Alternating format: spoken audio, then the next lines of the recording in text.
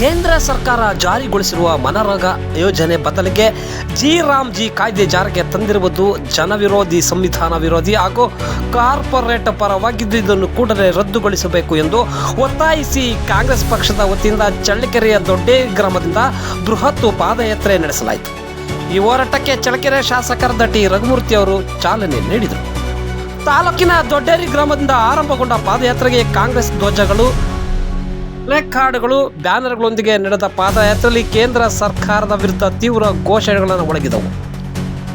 ಬಡವರ ಹಕ್ಕು ಕಸಿದುಕೊಳ್ಳುವ ಕಾಯ್ದೆಗೆ ಧಿಕ್ಕಾರ, ಜನರ ಬದುಕಿನ ಮೇಲೆ ದಾಳಿ ಮಾಡುವ ಸರ್ಕಾರಕ್ಕೆ ಎಚ್ಚರಿಕೆ, ಜಿ ಕಾಯ್ದೆ ರದ್ದುಪಡಿಸಿ ಎಂಬ ಘೋಷಣೆಗಳೊಂದಿಗೆ ಬಿರು ಬಿಸಿಲಲ್ಲೂ ಪಾದಯಾತ್ರೆ ಕಾವು ಪಡೆಯಿತು. ಪಾದಯಾತ್ರೆ ದೊಡ್ಡೇರಿ ಗ್ರಾಮದಿಂದ ಹೊರಟು ಡಿ ಉಪ್ಪಾರಟ್ಟಿ, ನಗರಮಗೆರೆ ಮೂಲಕ ಬೆಂಗಳೂರು ರಸ್ತೆ, ನೆಹರು ವೃತ್ತದ ಮೂಲಕ ಅಂಬೇಡ್ಕರ್ ವೃತ್ತವರೆಗೆ ಪಾದಯಾತ್ರೆ ನಡೆಯಿತು. ಪಾದಯಾತ್ರೆ ವೇಳೆ ನಗರಮಗೆರೆಯಲ್ಲಿ ಸಭೆ ಉದ್ದೇಶಿಸಿ ಮಾತನಾಡಿದ ಶಾಸಕ ಟಿ ರಘುಮೂರ್ತಿ ಕೇಂದ್ರ ಸರ್ಕಾರದ ವಿರುದ್ಧ ಕಿಡಿಕಾರಿದರು. ಕೇಂದ್ರ ಸರ್ಕಾರ ಕಾರ್ಪೊರೇಟ್ ಕಂಪನಿಗಳ ಒತ್ತಡಕ್ಕೆ ಮಣಿದು ಬಡವರ ಹಕ್ಕುಗಳನ್ನು ಮಾರಾಟ ಮಾಡುತ್ತಿದೆ.